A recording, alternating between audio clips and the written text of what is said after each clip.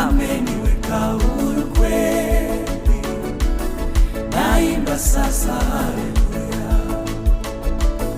Kwa msalaba nimepata kutoka katika utumwa, nimeokoka na furahi, na dhambi zangu zimetoka, nataka kumtumikia